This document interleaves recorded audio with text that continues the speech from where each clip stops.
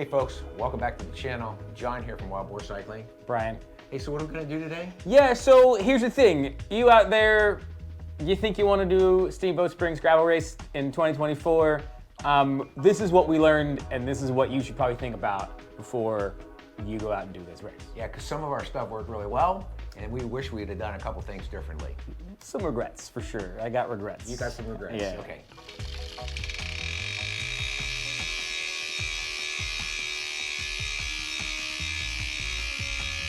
Great, folks. So let's talk about equipment. And Brian, you did your own bicycle. You built your own frame. Yeah, I built my own steel-framed Reynolds 725 gravel bike DIY in my shop.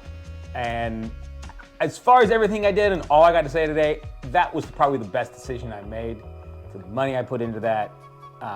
That frame did amazing. It did absolutely everything I wanted to do. I couldn't have got a lighter bike for the kind of money I spent on it. It did everything. It didn't break. It did everything I needed to do, and I would do it again. Yeah, so I went another direction as I went out with stock Checkpoint ALR5, but I did some serious modifications to that bicycle. One of the first things I did was I took off the wheels and I put on the carbon Pro V3s, which worked extremely well. The other big change I made on mine was I put on that shock stop stem.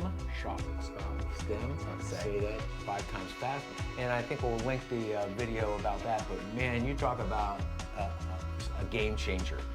Those washboards didn't feel a thing. My hands were fresh the entire time. My arms were fresh the entire time. So I think that was a really smart move for any of you folks that are going out there to think about this kind of event. The other thing we did kind of together, we put on a top tube bag. I bolted mine on and you... I strapped mine on, might put on some bosses to screw that down later. But yeah, top tube bag, we'll talk about fuel maybe later in this video. For me, putting my fuel in the top tube bag was critical for having it there when I needed it. One of the things we did alike was both of us used the WTB Volpine tires, 300 by 700. Really like this setup. Some of the things I noticed was the rolling resistance. You know, for some of the places that were really smooth, wow, this just delivered as promised. And then the outside edges really did some good gripping on some of those sharp turns around some of those the deeper gravel sections. Yeah, I got a different opinion. I mean, I like those tires, they're great tires. When I first put my bike together, I had 33 cyclocross tires on, 33 millimeter wide. And after doing Steamboat, I'd probably go back to 33s. I did not need the extra air, I did not need the extra oomph, and what I did need was the extra watts from the bigger tires. I needed rolling resistance decrease, I needed better aero, and if I did it again, I'd use smaller. I might even go to 32s. Right.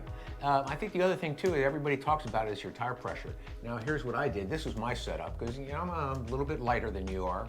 I ran 45 in the back and 42 in the front.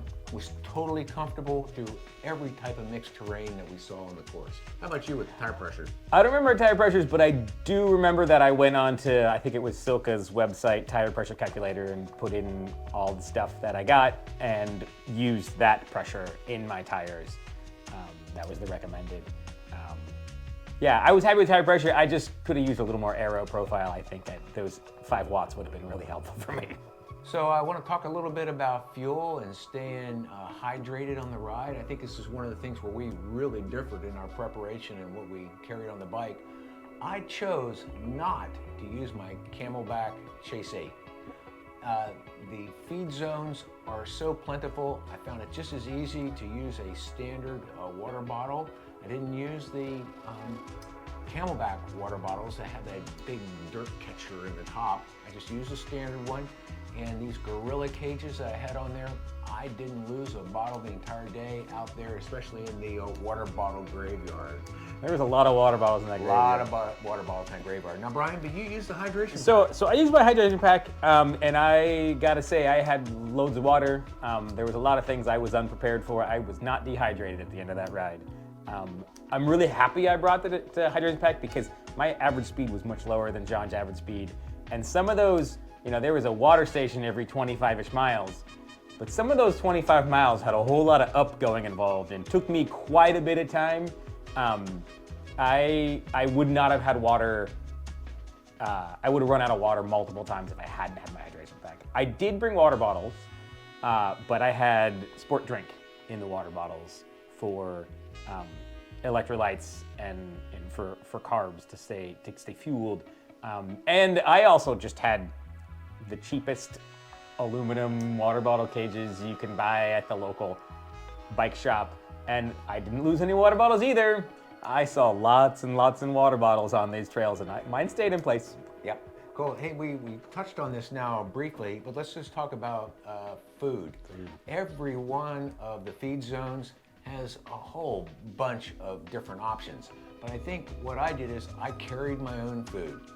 And I carried my own hydration because I'm really comfortable with gel shots, especially the vanilla, and I'm also really comfortable with scratch.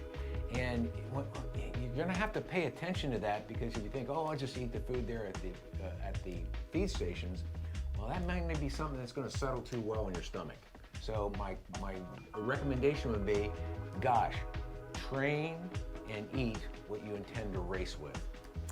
Yeah, I agree with you. I brought most of my own food too. Much of the food that was at the feed stations was not something that I knew agreed with me. All right, well, the last thing we want to cover with you all is a training program, and maybe what we would do the same and maybe do it a little bit differently. One big word: altitude. Brian, talk about the math for a second. Yeah, so, and this kind of ties back into the fuel thing too, is, there's so much science behind cycling, and I did a bunch of engineering for my frame, and I did not sit down and crunch numbers for my fuel or my training, and I just really went with my gut. The thing is that you can look at you can put the Steamboat trail or route in a program, and it'll tell you the power you need to finish in an amount of time. I didn't do that. You can look up on research papers as to how much power you lose at different altitudes. I didn't do that either. And it turns out that if I had done that ahead of time, I'd have been like, I don't have a FTP high enough to finish this race in the time allotted. And I wish I'd have done that ahead of time, because then my training was really just maintaining, because I just need to be where I am. But I wasn't where I needed to be. And so if I had done that ahead of time, I would have done my training different to increase my power, which I wasn't doing. Yeah, because my summer, Brian, we've talked about this. I spent 8 weeks between 6,500 feet and 7,500 feet, training and riding pretty hard. But there's a big difference between 7,500 feet and 10,000. And when I hit that 10,000 peak there towards the end, that's when I really noticed, wow, my watts are way down. I'm just gonna continue making circles, and let me see if I can get off this rock in one place. Yeah. So to wrap up this conversation about being at altitude, I just do think that if I were to go back and do this again, I would go back several weeks early into Colorado and really work on some of those rides at altitude as part of a training program to really get acclimated to that higher elevation. Yeah, I agree with that. Either get there and do it there, or find a place close to you that's got that elevation. The other option could have been, let's say I needed to make 120 watts as my FTP.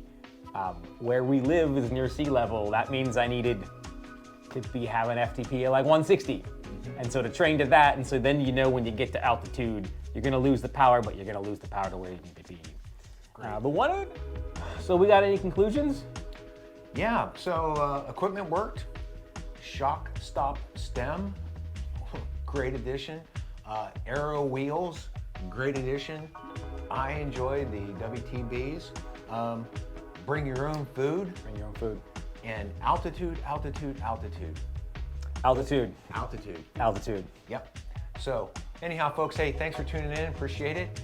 Watching all the standard YouTube things, Brian. Oh yeah, like, subscribe, hit that notify button so you know when our videos come out. It really helps the channel and lets us keep doing this stuff. And we got some sort of plans brewing for the next season, so to speak, now that Steamboat's done and my DIY bike is done. And so stay tuned. Make sure you hit that notify so you know when we got a new big thing coming. And thanks again for watching. Great. In the meantime, go out and ride, have fun, and keep the rubber side down. Bye, y'all.